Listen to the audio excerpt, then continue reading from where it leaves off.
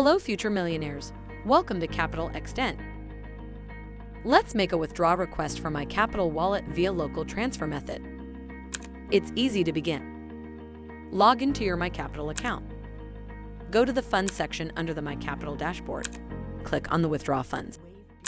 Now select the withdrawal method and click on Local Transfer. Fill agent ID and withdraw amount. Click on Proceed.